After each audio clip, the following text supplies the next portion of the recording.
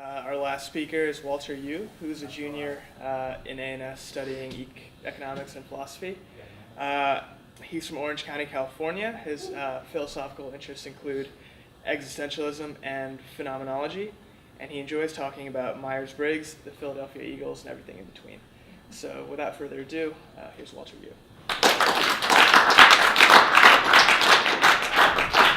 So thank you, Mooch, for the intro, and thank you for BCTalks for having this event. It's been pretty awesome. And so one of my favorite books growing up that I read was The Catcher in the Rye. I had to read it for my English class in my junior year of high school. And the book is about a 16-year-old named Holden Caulfield who's just really trying to figure out his place in the world, just like any other teenager. Except Holden was a little different. He was a big pessimist, was always complaining, and just thought everyone was a phony. And despite my frustrations with Holden, I was hooked and couldn't stop reading. There was something about him, the angst underneath his personality that drove his character, that I felt I had an intimate and deep connection with. You see, Holden was just a teenager who resisted maturity because he didn't know what that meant, nor how to mature. And there were times when I was reading this book that I felt that I was like Holden, alone and confused. And so I remember a time just sitting at my desk, and it's late past midnight, and I'm about to open up my copy of The Catcher in the Rye. And so I'm sitting in my own chair, and I start to feel very uncomfortable. And the book and the desk and the room around me start to get very hazy. And my heart starts beating faster and faster. And I become claustrophobic as if the air is being sucked right out of me. And I'm just gripping the arms of my chair as hard as I can just to find something familiar in the midst of the confusion and insanity. I run down the stairs just trying to escape what's going on. And in my living room, in complete darkness, I just stand there and start crying. Now, this was my first and only panic attack, but it was a manifestation of one of my many episodes with existential depression. And so since I was in kindergarten, my parents always took my older brothers, my twin, and myself to church and Sunday school every week. By the time I was in 6th grade, my older brothers were junior and sophomore in high school and were very involved in our church community. They were both leaders of our youth praise band and were always planning for the next event and retreat. And so by the time I got into high school, I knew that I wanted to be a part of my church because my older brothers were. They were my first role models of faith and service, and just being their little brother, I wanted to be just like them. And so it wasn't until the summer before my sophomore year that I first questioned my faith and my commitment to the church. I attended a youth Catholic conference called Steubenville, and just seeing thousands of people my age practicing and believing in the same faith, it opened my eyes to maybe this whole Christian faith could perhaps be something real. And so I never questioned my religion and what it meant to me and to other people. I've always assumed that my faith was the norm. You talk of Jesus Christ and the Eucharist. These were beliefs that I took for granted and never saw my life through the lens of my faith. And so the experience at the conference led me to first ask myself, why am I Catholic? And it was at this point that I took ownership of my faith and spiritual journey. From this point on, I became conscious of being conscious and began my search for meaning. And in the meantime, I would find myself, just since the beginning of freshman year in high school, that I wasn't very happy.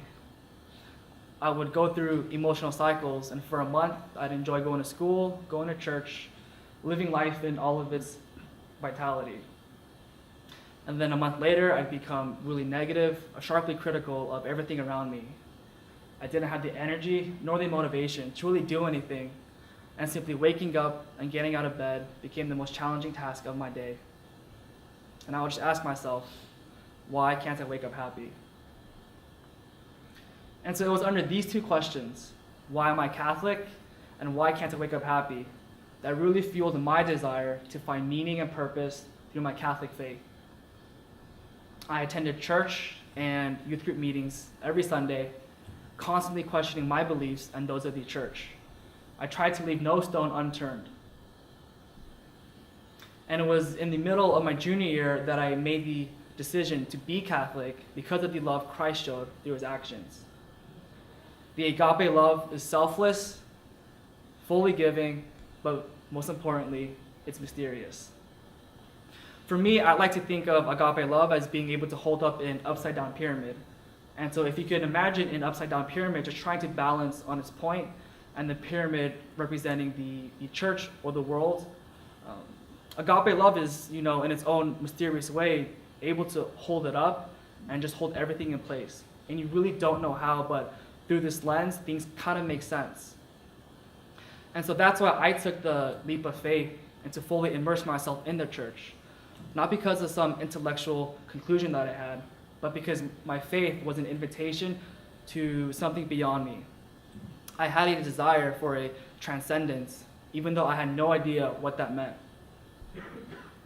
And so through church community activities, through retreats, and through Mass, my faith begins to deepen to the point where I seriously thought about becoming a priest, naively thinking that I would never stop practicing my faith and my beliefs would never change.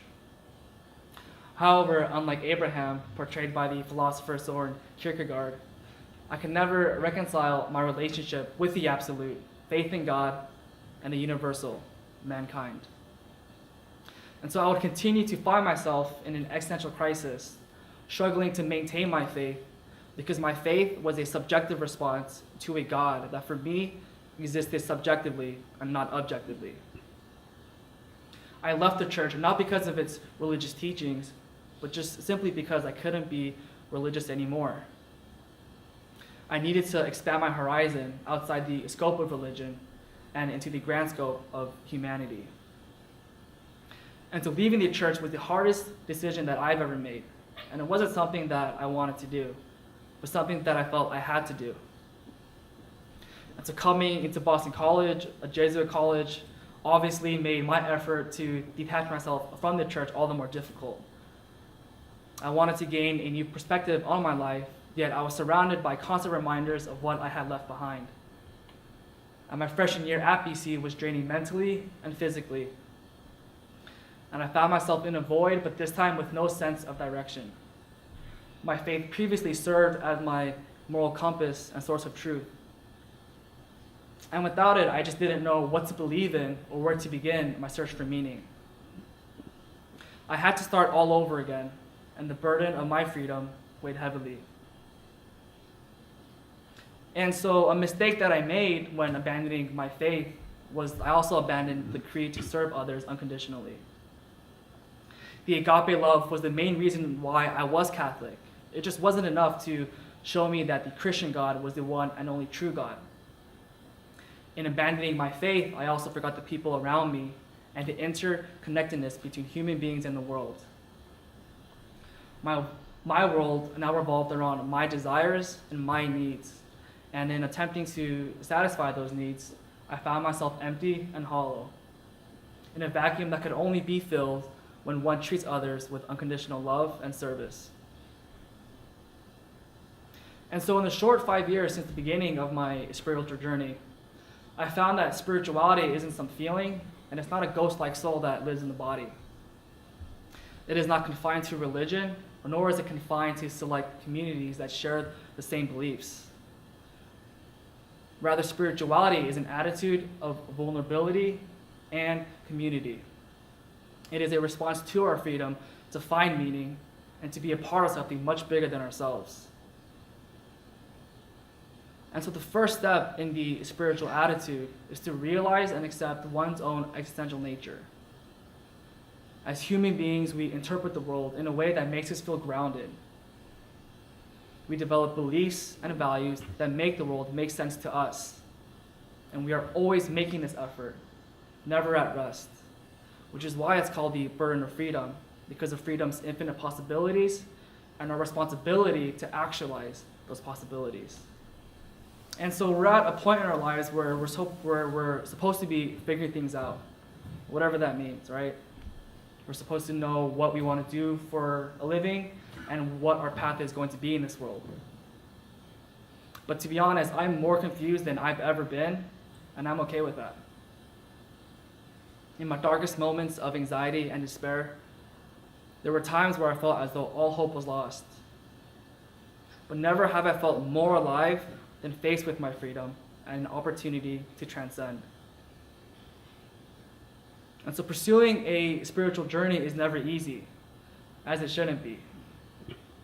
It requires an honesty and a vulnerability so intense and so sincere, because an openness to change is an openness to the possibility that one's own values and beliefs may in fact be wrong. The spiritual journey is one of constant struggle, a journey with no certain end, a journey into the unknown. However, for me, I don't expect to find fulfillment or contentment through some ultimate outcome or destination. The very act of desiring the spiritual journey nourishes itself, and it gives me fulfillment. Meaning is found in action, in creation, in invention of oneself in relation to others.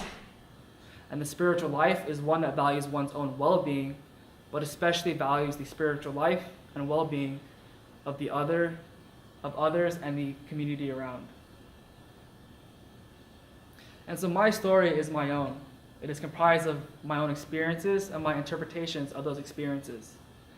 It is not a story about a kid who grew up Catholic and then became an atheist.